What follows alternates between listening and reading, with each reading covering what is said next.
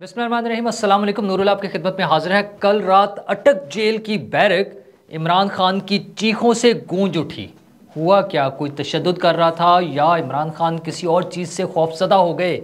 Story क्या है, कहानी क्या है? उसके बाद बैरक बदल गई, 3 नंबर बैरक से 2 नंबर बैरक में आ गए हैं।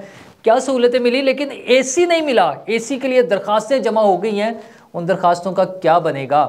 और वैसे तो जिस जज ने सज़ा सुनाई थी वो जज साहब वैसे लंदन चले गए हैं एक कोर्स के लिए, लेकिन उनके बारे में खबर ये आ रही है कि उन्होंने बहुत सारे पैसे लिए, ढेर सारे, उनकी बेगम के हवाले से ये सज़ा सुनाने के, और सज़ा सुनाने के बाद इमरान खान को जहर देने का प्लान भी था। ये क्या कहानी है और इसमें कितनी हकीकत है? और पीटीआई वाले एक और बात भी बता रहे हैं कि जेल के बाहर लोग जमा हो गए, दुनिया जमा हो गई है, जेल तोड़ने लगे हैं, इमरान खान साहब को उठा के ले जाएंगे, मतलब निकाल के ले जाएंगे ना। ये क्या कहानी है? और दूसरी तरफ 9 मई के वाक़यात पे एक और ऑडियो लीक, जो इमरान खान साहब का जो ना वो मक्कू ठपना, क्या मैं लफ्ज़ इस्तेमाल करूँ, बस मतलब इमरान खान साहब के लिए मुसीबतें ही मुसीबतें हैं। वो सितारों की चाल उल्टी हो गई है और अब कोई जंतर मंतर काम नहीं आ रहा है, ये सारी बातें हैं। तो इसमें इमरान खान साहब के लिए आज अदालत में दरख्वास्त दे दी गई है। दरख्वास्त ये दी गई है कि उन्हें अडयाला जेल भेज दिया जाए, वहाँ से अटक जेल से निकाल के अडयाला जेल भेज दिया जाए। पहली दरख्वास्त तो ये गई है, यानी उनके ख्याल में अडयाला जेल जो है वो सूटेबल है, अटक जेल में प्रोटोकॉल नहीं मिल रहा है। प्रोटोकॉल क्या चाहिए खान साहब को? एसी चाहिए। एसी के बगैर उनको नींद नहीं आ रही है, गुजारा नहीं हो रहा है उनका। और वो क्यों नहीं हो रहा है वैसे? बाय द वे, बादशाह मौज़म की तबीयत, उनका मिजाज, अच्छा हम तो सुनते थे कि वो दरवेश आदमी है, सड़कों पे चारपाई बिछा के सो जाता है, ज़मीन पर भी सो जाता है, सारा कुछ हो जाता है। तो अब क्या मसला हो गया है? बैरक में, अटक जेल की बैरक्स में से, बल्कि उनको नंबर 2 से चेंज करके 3 नंबर बैरक से चेंज करके 2 नंबर बैरक में ले आए हैं। अच्छा, वो इसलिए लाए हैं कि थोड़ी सी सहूलत मिल जाएगी, कूलर शूलर लगा होगा, पंखा अच्छा लगा होगा, हवा चल रही होगी, मैट्रेस मिल गया है प्रॉपर चटाई के बजाय, तो ये सारी सहूलतें मिल गई। लेकिन एसी नहीं मिल रहा, तो बादशाह सलामत को एसी की ज़रूरत है। हालांकि सोचा जाए तो पाकिस्तान में कोई 80-90 हज़ार के करीब ना, 87,000 प्लस में कोई 90 हज़ार के करीब कैदी है मुख्तलिफ जेलों में, जिसमें इवन प्री ट्रायल भी, जिनका भी ट्रायल चल रहा है वो कैदी भी हैं, मिला के कोई 90 हज़ार के करीब कैदी हैं। खान साहब इस मुल्क के 3.5 साल सरबराह रहे हैं। क्या उन्होंने कभी सोचा था कि जेल में जो लोग होते हैं उनको क्या सहूलतें मिलनी चाहिए? उनको पंखे लगने चाहिए, कूलर मुनासिब होने चाहिए, एसी किस किस को मिलना चाहिए? कभी इस बारे में सोचा था? मसला ये है, हमारे हुक्मरान जो है ना, वो फ़िरौनियत वाला एक, खान साहब की तो फ़िरौनियत हमने देखी हुई है। वो ऐसे मुंह पर हाथ फेर के कहते थे नहीं छोड़ूंगा, वो आसिफ जरदारी मेरी शिस्त पर है, निशिस्त पे है, बल्कि इनकी तो निशिस्त पे था, इन्होंने तो अपनी निशिस्त पे चढ़ाया हुआ था। और मैं आकर बाहर, वो आई थिंक न्यूयॉर्क अमेरिका गए हुए थे, वहाँ पर वो खिताब कर रहे थे पाकिस्तानियों से, तो मैं वापस पाकिस्तान आके एसी उतरवा दूंगा, मैं टीवी उठवा दूंगा वहाँ से। खान साहब जितने बड़े बड़े बोल बोलते थे सारे अपने सामने आ गए हैं। अब दरखास्तें देते फिर रहे हैं कि मुझे जनाब एसी दे दिया जाए किसी तरह। अभी तो सोचें, ये जेलों में सहूलतों का फुकदान ये, या जो बंदा ख्याल कर ले, अलीम खान साहब का कमाल देखें, उनका भी चक्कर लगा जेल का, ज़ाहिर है भुगता, इमरान खान साहब की वजह से ही भुगता था। उन्होंने अपने दोस्त के साथ जो हशर किया, तो जेलों में 2-3 चीज़ें जो हैं, टूथपेस्ट कैदियों के लिए, तौलिया और साबुन, ये चीज़ें जो है अलीम खान साहब फराहम करते हैं। उनकी उन्होंने एक फाउंडेशन बनाई हुई है, अलीम खान फाउंडेशन, वो कैदियों को ये सहूलतें फराहम करते हैं। खान साहब को नहीं तौफीक हुई, या किसी भी हुकूमत को, चले खान साहब तो छोड़ देना, खान साहब से तो क्या एक्सपेक्ट करना, हुकूमतों को ये तौफीक नहीं हुई कि वो कैदियों के लिए ये बेसिक चीज़ें, ये सहूलतें मुहैया कर सकें। ये एक थर्ड पर्सन, एक प्राइवेट शख्स, अब तो खैर वो पॉलिटिक्स में आ गए हैं और उनके बड़े अज़ाइम हैं, वो समझ रहे हैं कि मुस्तकबिल में उनकी बड़ी अच्छी पोजीशन होगी, वो वज़ीर आला पंजाब हो सकते हैं या शायद इससे भी बड़ी कोई पोस्ट ले ले। बहरहाल ये तो उनकी पार्टी की क्या परफॉर्मेंस होती है। और जब इलेक्शन होंगे, वह ना कब होंगे, तब होंगे, जब होंगे, तो जब होंगे तब की बात है कि वो उन्हें क्या पोजीशन मिलती है। बहरहाल वो एक ये अच्छा काम, कुछ और काम भी कर रहे हैं, लेकिन जेलों के हवाले से ये बेसिक उनका काम था। खैर, इमरान खान साहब को खुद तो कभी तौफीक नहीं हुई, अब वो मांग रहे हैं एसी, मांग रहे हैं। भाई साहब, एसी से पहले मसला ये है कि कल रात उनके साथ क्या हुआ। एक तो मैंने आपको सुबह वाले उसमें बताया था कि वो नशा टूट रहा था, दवाइयाँ आ गई, डॉक्टर्स ने पकड़ लिया कि जनाब ये क्या मसले हैं, और उसकी वजह से उन्हें वो वाली मेडिसिन देनी शुरू कर दी है। चलें, वो तो अच्छी बात है।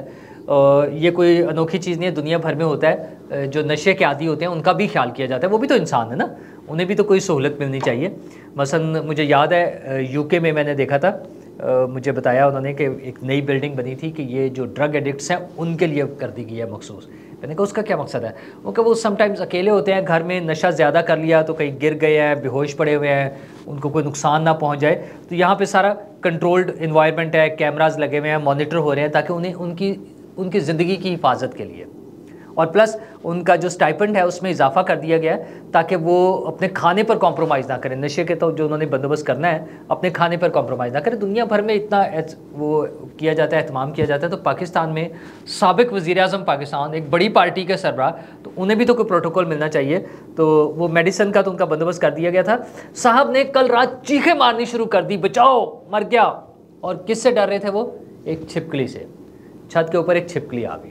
वैसे दुनिया में मैंने कभी सुना नहीं है ऐसा कोई केस के छिपकली ने किसी को आकर काट लिया और बंदा मर गया हो, ऐसा होना सुना नहीं है कभी ना। हाँ, ये होता है कहीं खाने में गिर गई, किसी वो चाय वाय में किसी मशरूब में गिर गई, तो उसके जहर की वजह से पॉसिबिलिटी हो सकती है कि शायद वो नुकसान पहुंच जाए इंसानों को, वो मुमकिन है, अदरवाइज़ नहीं है। तो खान साहब जैसा बहादुर आदमी जिसने खौफ के बुत तोड़ दिए हुए हैं और जो अल्लाह के अलावा किसी से नहीं डरता और जिसको यकीन है कि मौत जब लिखी हुई है तभी आनी है, वो छिपकली से डर के चीखें मार रहा था। और खैर वो बैरक भी चेंज होनी थी, फिर उनकी चेंज होगी है, C क्लास से उन्हें B क्लास में कर दिया गया है। वो सारी चीज़ें तो हो रही हैं और उनका मुँह मुलायजा भी हुआ है। वो जो सुपरिटेंडेंट के साथ मुलाकात होती है ना, जिसमें दिखाया जाता है कि जनाब ये एक नया कैदी आया है, नया मुजरिम आया है, तो खान साहब भी पेश हुए हैं। वैसे तो उसमें ज़्यादा वो थे प्रोटोकॉल्स, लेकिन खान साहब को ज़रा डिफरेंट बतौर वज़ीर आज़म साबिक उनको मुनासिब से कुर्सी पे बिठा के उनसे बातचीत करा दी। अदरवाइज़ हो सकता है हाथ बांध के पीछे और ऐसे खड़ा किया होता सामने। सवाल जवाब वही थे, नाम, वालिद का नाम, क्यों आए हो, घड़ी चोरी, इस तरह के जो जनरल से सवाल थे वो हुए होंगे। हाँ, बात सिर्फ इतनी सी है कि जो कुछ किया जाता है ना वो सामने आ जाता है। और हुक्मरानों से तो मुझे सिर्फ एक ही गिला होता है कि ये जब अपने दौरे हुकूमत में ये चीज़ें बेहतर क्यों नहीं करते, ये आम आदमी के बारे में क्यों नहीं सोचते हैं। 24 करोड़ से ज़्यादा हमारी पॉपुलेशन है, अब तो वो उसके नंबर्स भी आ गए हैं मरदमशुमारी के। मसला ये कि इन लोगों के लिए क्यों नहीं सोचते हैं, कैदियों के लिए, मरीज़ों के लिए, बसों में सफ़र करने वालों के लिए, ट्रेन में सफ़र करने वालों के लिए, पैदल जाने वालों के लिए। वो ट्रेन हादसा हो गया, 40 बंदे मर गए हैं और सिर्फ इसलिए कि उसकी मेंटेनेंस नहीं है ट्रेन की पटड़ियों की। और अरबों रुपए की गाड़ियाँ ख़रीदी जा सकती हैं और सब्सिडीज़ दी जा सकती हैं, मुफ्त में बिजली बांटी जा सकती है। चोरी की हुई बिजली के पैसे हमसे, मुझसे, आपसे वसूल किए जाते हैं वापडा के ज़रिए, डिस्कोज़ के ज़रिए, और लोगों की जान की कोई फ़िक्र नहीं है। मतलब 30 बंदे यार, 30 से ज़्यादा जितने भी हैं चले, वो इस नाअहली की नज़र हो गए हैं कि वो पटड़ी पे जो वो फ़िश प्लेटें लगी होती हैं या क्या है, वो मुनासिब से तरीके से नहीं लगी हुई हैं चीज़ें, और कोई ज़िम्मेदार नहीं है। ना वज़ीर-ए-आज़म साहब, वो भी नारे लगा रहे थे और मियाँ जदो आएगा और सारे गाने चल रहे थे, और वज़ीर रेलवे ने तो कहना कि मैं कौन सा गाड़ी चला रहा होता हूँ। उनका भी मसला नहीं है, किसी का भी मसला नहीं है। बंदे थे, मर गए, क्या हो गया, इंतज़ार करें अगले हादसे तक, फिर इस तरह का खुदा ना खास्ता कुछ हो जाएगा। ये हमारा मुल्क है। ये तो मैं इन हुक्मरानों की बात कर रहा हूँ, इमरान खान साहब के बाद वाले की। इमरान खान साहब के दौर में भी ऐसे हुए, वो भी यही कहते थे। उन्हें तो सवाल पूछा एंकर ने टीवी पर कि लोग खुदकुशी करें, उन्होंने कहा मैं क्या करूँ। ये इस किस्म के हमारे हुक्मरान हैं। फिर जब अपनी बारी आती है तो इन्हें AC याद आ रहा होता है, फिर इन्हें लगता है कि छिपकली क्यों आ गई है। ये इनके, अच्छा वो भूल गए हैं कि राना सनाउल्लाह को जब बैरक में रखा हुआ था तो खुद ही वहाँ पे चीनी डाल दी गई थी ताकि वो चींटियाँ आ जाएं और वो सो ना सके ज़मीन पर जहाँ पे उसने सोना था। और आज उन्हें साहब को छिपकली से डर लग रहा था और चीखे मारते हुए फिर रहे थे। क्या लोग हैं यार, क्या कैरेक्टर्स हैं। कैरेक्टर्स तो है ही नहीं ना, मसला तो यही है। खैर किन किन बातों पे जाएंगे हम। मसला यह है कि अब उन्होंने एक स्टोरियाँ बनाई हैं, 2 स्टोरियाँ, मैं ज़रा मुख्तसर कर दूँ, बात लंबी हो जाएगी। एक तो यह कि जेल के बाहर हजूम लगा हुआ है, लोग जेल तोड़ने के लिए पहुँच गए हैं और वो जनाब बस इमरान खान को लेकर निकल जाएंगे। मेरे अपने करीबी अजीज़ हैं, वो आज मुझे बता रहे थे कि वहाँ बहुत दुनिया जमा हो गई है और वो जेल तोड़ने लगे हैं। मैंने कहा हजूर, पाकिस्तान में, वो लाहौर में क्यों नहीं कोई निकला। फैसलाबाद में जो 7-8 बंदे निकले थे और वो बाकायदा कोर्ट में घुस गए, जाके छुप गए पुलिस को देख के। कल की जो वीडियो चल रही है, तो वो क्या मामला है। तो उन्होंने कहा नहीं वो वहाँ पर बहुत लोग हैं, अटक जेल के बाहर पहुँच गए, दुनिया और जमा हो गया, हजूम है। और यार झूठ, हर चीज़ में झूठ, हर चीज़ में फ्रॉड, हर चीज़ में 2 नंबरी, ये लाजमी बात है पीटीआई की। अच्छा वो क्या है कि जनाब एक पुरानी वीडियो दिखा रहे हैं, वो भी फैब्रिकेटेड मीन वो जो होता है ना रिकॉर्डिंग के लिए पर्पस रिकॉर्डेड जो है वो करके, वो ड्रामा करके किया होता है, वो वाली दिखा रहे हैं। इसी तरह कल से खबर चल रही है, बल्कि 3 दिन से, अब तो तीसरा दिन हो गया कि ज़फ़र हिलाली साहब ने, अब अच्छा भला सीनियर बंदे हैं, और वो अपने प्रोग्राम में कह रहे हैं कि जनाब ये देखें, ये एक जज जो जिन्होंने दिया है, हुमायूं दिलावर जो हैं, उनकी बेगम का उन्होंने वीडियो दी है और बताया कि उन्होंने अरबों रुपए ले लिए, उन्होंने करोड़ों रुपए का है, जो पीटीआई वाले कोर्ट कर रहे हैं वो अरबों रुपए, 10 अरब रुपए ले लिया है सज़ा सुनाने के लिए। और इससे भी ख़तरनाक बात यह है कि इमरान खान को जेल भेजकर वहाँ पर उसको जहर देकर मार दिया जाएगा।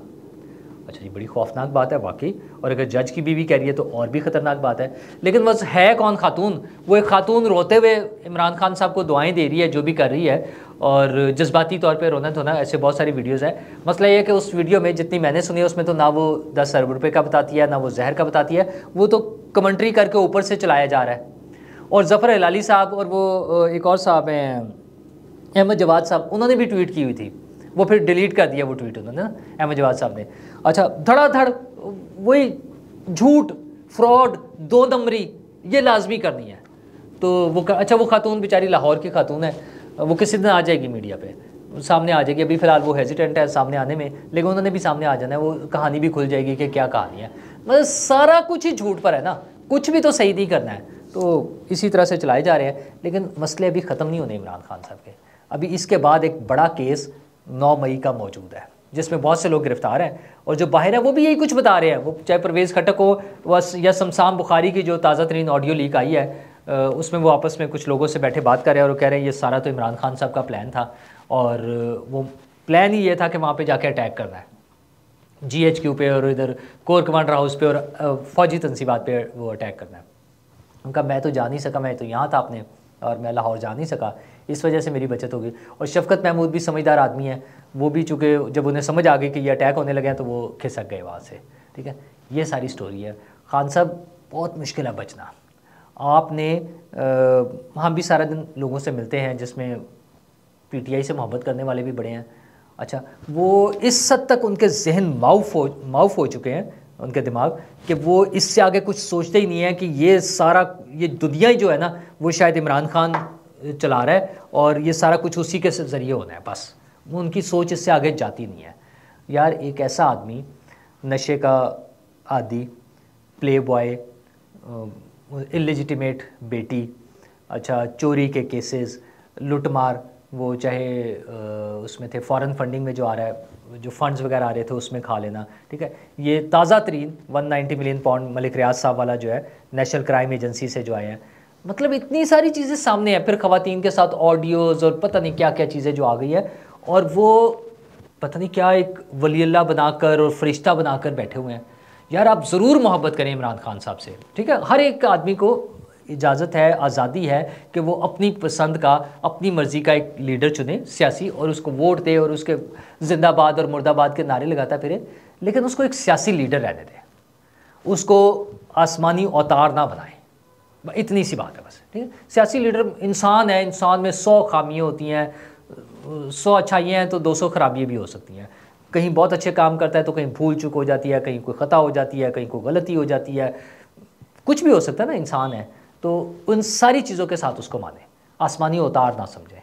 और खान साहब के तो ये सारे केसेस जो चलते जाएंगे यही कुछ होना है। ये तो अभी एक केस है ना जिसमें शायद कोई रिलीफ मिल जाए, कोई ज़मानत हो जाए, कोई केस दोबारा से चल पड़े, कुछ ना कुछ ऐसा, कोई ना कोई ऐसी पॉसिबिलिटी है। मैं उसे टोटली उसको रूल आउट नहीं कर सकते, सारा कुछ मौजूद है। लेकिन इतने सारे केसेस में बचना नहीं है खान साहब ने। ना खान साहब अगले इलेक्शन में कहीं मौजूद होंगे, पॉलिटिकली वो उसमें इन्वॉल्व नहीं होंगे, अगर हुए तो इलेक्शन। और इलेक्शन भी पता नहीं कब होंगे, एक शोर है, एक हंगामा है। लेट्स होप के इलेक्शन हो। और असल मसला तो वही है, जैसे ये भी मैं वो रेलवे की बात कर रहा हूँ या दीगर मसाइल की बात कर रहा हूँ, जो भी हुकूमतें हों, चाहे वो केयर टेकर हैं, चाहे उसके बाद जो हुकूमत आनी है इलेक्शन के ज़रिए, वो मेरे आपके लिए, हम सब लोगों के लिए सोचे। और ये डूएबल है, ये कोई ऐसी अनोखी चीज़ नहीं है।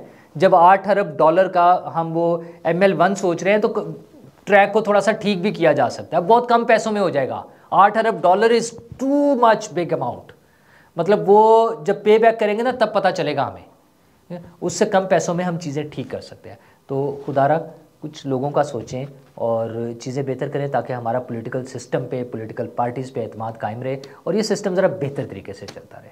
शुक्रिया।